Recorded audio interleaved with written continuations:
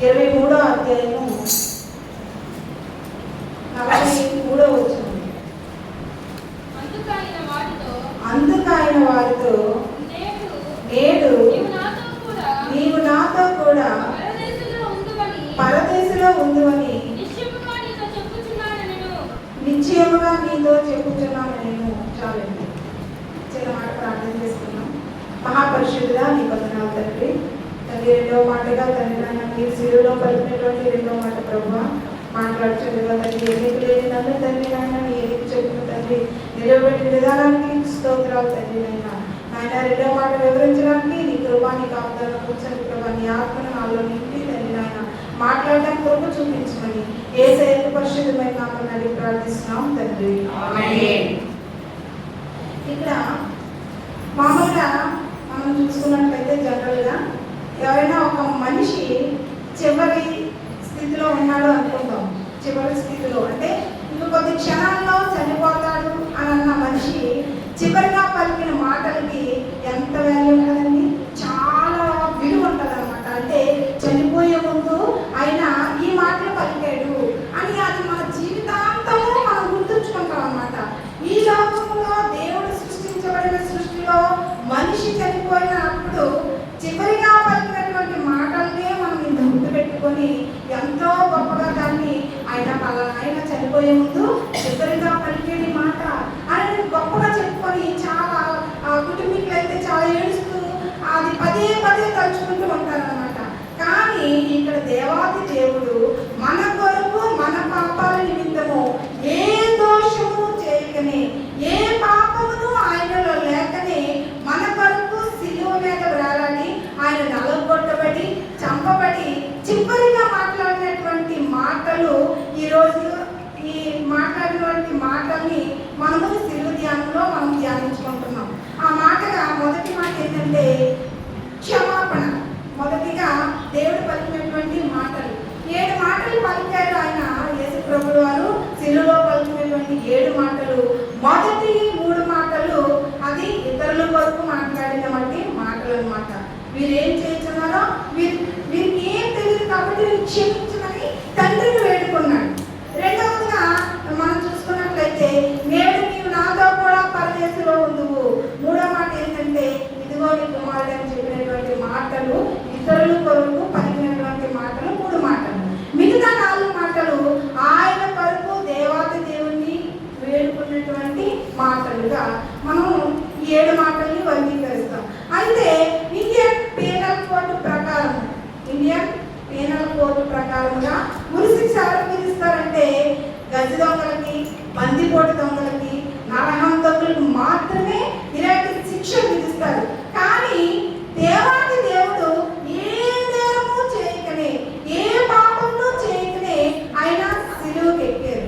దొంగలు ఇక్కడ 2 దొంగలు ఉన్నారు. మనము ఈ లూకా సువార్త 23వ అధ్యాయము 5 నుంచి కొన్ని వచనాలు మనం 39వ వచనం నుంచి మనం చదువుకున్నాం అనుకోండి. అక్కడ 2 దొంగలు కనబడుతూ ఉంటారు. ఆ దొంగలు ఎలాంటి వాళ్ళు? నిజంగా కత్తిపొడి దొంగలు, నిజంగా నేరం చేసినటువంటి వారు.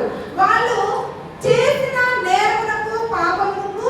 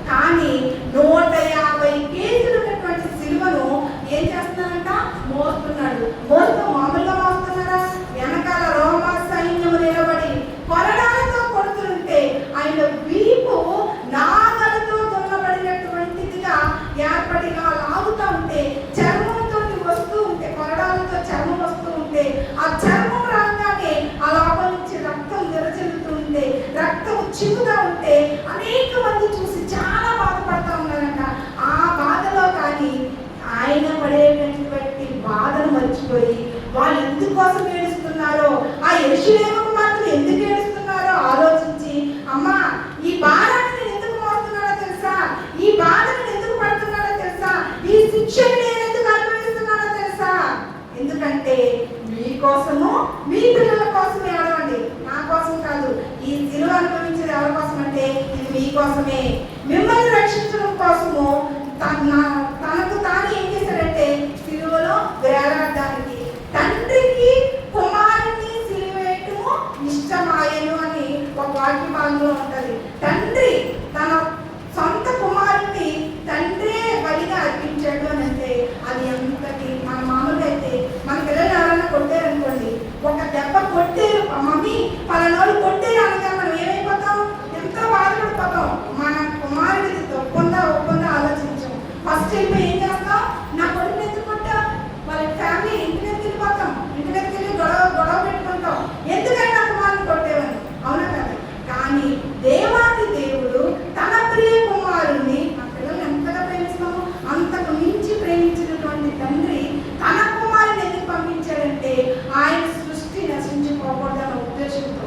ఎందుకంటే దేవుడు చేసిన సృష్టి అన్ని కలుగులు కాక అంటే కలిగి మనిషిని మాత్రము కష్టపడి చెమటూర్చి శ్రమపడి ఆయన మనిషిని తయారు చేశాడు. అందుకనే మనిషి దేవుణ్ణి ప్రతి విషయంలో బాధిస్తూనే ఉంటాడు. ప్రతి విషయంలో పాపం దేవుడు చేయగలన్న ప్రతి పని చేసి దేవునికి బాధ కలిగిస్తూ ఉంటాడు, నొప్పి కలిగిస్తూ ఉంటాడు.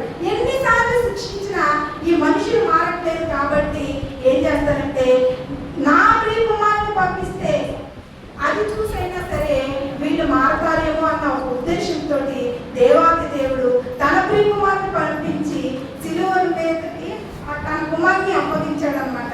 అయితే ఆయనకి యేసుకి పైన INRI అనే ఒక లెటర్ దేవుడి సిలువకు పైన ఉంటుంది. మనం సిలువ ఫోటో చూసినప్పుడు ఆ వర్డ్ ఉంటుంది అనమాట. దానికి అర్థం ఏంటంటే అది రోమా భాషలో, హెబ్రీ భాషలో, అది గ్రీకు భాషలో వ్రాయబడింది. దాని మాటకి ఏంటంటే నజరేయుడైన యేసు యూదుల రాజు. హల్లెలూయా హల్లెలూయా. దేవుడు ఈయన యూదుల రాజు అని స్టేట్మెంట్ ఇచ్చింది ఎవరో తెలుసా? పిలాతు గారు. పిలాతు గారు ఈయన నజరేయుడైన యేసు, ఈయనెవరంటే ఈయనెవరు? నజరేయుడైన యేసు యూదుల రాజు అని ఆయన గుర్తించాడు అనమాట. అలాంటి ప్రభులు వారు మన కోసము ఈ సిలువ మానుని మోస్తూ ఈ సిలువలో కలిగినటువంటి రెండో మాటగా దేవుడు వారిని ఏమంటున్నాడంటే ఈ దొంగలిద్దరూ ఏం చేస్తున్నారంటే, దొంగలిద్దరు ఉంది ఒక దొంగ అంటున్నాడు, ప్రభా నీవు ఎంతో మంది రక్షించావు కదా, ఎంతో మందిని మోగవారికి మాటలు ఇచ్చావు, గుడ్డి వాళ్ళకి కాళ్ళు ఇచ్చావు, గుడ్డి వాళ్ళకి చూపించావు, చనిపోయిన వారి సైతం లేపిన వాడవు కదా, నీవు రక్షించుకొని మమ్మల్ని కూడా రక్షించలేవా? ఈ దొంగలు ఏమనుకుంటారంటే ఈ సిలువ మీద కిందకు వచ్చేస్తే ఇంటికి వెళ్ళిపోదాం, ఇంటికి వెళ్ళిపోయి మళ్ళీ యథాప్రకారం మళ్ళీ వాళ్ళ పాపాలు వారు చేద్దామన్న ఆలోచనలోనే ఉన్నారు. కానీ ఈ రెండవ దొంగ ఏమంటున్నాడంటే, ఇంతకుముందు యేసు ప్రభు గారు మొదటి మాట మాట్లాడినప్పుడు ఆయన క్షమాగుణాన్ని చూసినటువంటి రెండో దొంగ ఏమంటాడంటే, నీకు అదే శిక్షాంతిలో ఉన్నావు కదా, ఎందుకు ఇంకా దూషిస్తావు? ఆయన ఏ నేరము చేయకుండానే ఇంత శిక్ష అనుభవిస్తున్నారు కదా, మనమైతే ఈ నేరం చేసాం, ఈ శిక్షకు పాత్రలము, మళ్ళీ అయినా కానీ మనము ఆయన దూషించడానికి మనకు అర్హత లేదు అని తెలుసుకొని సత్యాన్ని గ్రహించి ఒకటవ మాట ద్వారా సత్యాన్ని గ్రహించినటువంటి రెండవ దొంగ ఏమంటున్నాడంటే, నేడు ప్రభు గారిని అడుగుతున్నాడు అనమాట. చూడండి ఒకసారి 23వ అధ్యాయము. నేడు నువ్వు నాతో కూడా పరదేశంలో ఉందని నిశ్చయంగా నీతో చెప్పుచున్నాను. అందుకు దొంగ ఏమని అడుగుతున్నాడంటే, ఈ మాట యేసు ప్రభు గారు ఎందుకు చెప్పారంటే పై వచనంలో ఉంటది. యేసు అంటున్నాడు, నీవు నీ రాజ్యంలోనికి వచ్చినప్పుడు నన్ను జ్ఞాపకం చేసుకొనుము అని ఈ రెండో దొంగ అడుగుతున్నాడు అనమాట. యేసయ్యా నువ్వు రాజ్యంలోకి వెళ్తావు నాకు తెలుసు, పరలోక రాజ్యం ఉందని దొంగకు తెలుసు, ఆ పరలోక రాజ్యంలో యేసు ప్రభువు గారు ప్రవేశిస్తారని తెలుసు. అందుకని దొంగ ఏమంటాడంటే, నీవు నీ రాజ్యంలోకి వెళ్ళినప్పుడు నన్ను జ్ఞాపకం చేసుకో, నన్ను మర్చిపోవద్దని సిలువ మీద ఆయన పశ్చాత్తాపడినప్పుడు మనం చూస్తాము. అప్పుడు పలికినటువంటి మాట, ఈ రెండో మాట ఏంటంటే, అప్పుడు దేవుడు వెంటనే ఆ పశ్చాత్తాప హృదయాన్ని చూసి పై వేషాన్ని మాత్రం చూడదు. దేవుడు ఎప్పుడు పై వేషాన్ని మాత్రం చూడు, హృదయాంతరంగాన్ని గ్రహించగలిగినటువంటి దేవుడు. హృదయంలో నుంచి వస్తుందా లేదా పెదవులతో వస్తుందా మాట అనేది ఎవరికి తెలుసు అంటే దేవుడికి మాత్రమే తెలుసు. అది హృదయాంతరంగంలో నుంచి పశ్చాత్తాపంతో వచ్చినటువంటి మాట కాబట్టి దేవుడు వెంటనే ఏం చేశాడంటే, నేడు నీవు నాతో కూడా పరదేశంలో ఉండు అని చెప్పి ఆ దొంగకి చెప్పాలి. దేవుడు ఈ మాట రెండవ మాటగా తెలియజేశాడు అనమాట. దేవుడు మన కోసం, మన పాపాల నిమిత్తము ఆయన నలగొట్టబడి సిలువ మీద పెట్టినటువంటి దేవుడు మన కోసము ఆయన ప్రాణాన్ని సైతం అర్పించినటువంటి దేవుడు. దేవాతి దేవుని గుర్తు చేసుకోవడానికి ప్రతి సంవత్సరం మనం శుభ శుక్రవారం చేసుకుంటున్నాము. మనము ప్రతి సంవత్సరము ఈ శుభ శుక్రవారాన్ని గుర్తు చేసుకుంటూ యేసు ప్రభువు పలికినటువంటి 7 మాటలను గుర్తు చేసుకుంటూ మనం ఎంతో సంతోషంగా ఉండాలి. ఎందుకంటే మన పాపాల నిమిత్తము ఆయన మరణించి మనకి రక్షణ ఇచ్చినందుకు మనం సంతోషించాలి. మనకి ఈ పాపాల నుంచి విడుదల కలిగించి మనం రక్షించినందుకు మనం సంతోషించాలి. అలాగని చెప్పి మనము దేవుడు తన ప్రాణాన్ని అర్పించి ఆయన మన కోసం ప్రాణం పెట్టాడు కదా, ఆ యొక్క సిలువను, ఆ సిలువలో పడినటువంటి బాధను మనము వ్యక్తపరచకుండా మనం ఏం చేయాలంటే, ఇకనైనా మన హృదయాలు ఈ దొంగకి చివరి క్షణంలో పశ్చాత్తాపం ఎలాగైతే కలిగిందో, ఇకనైనా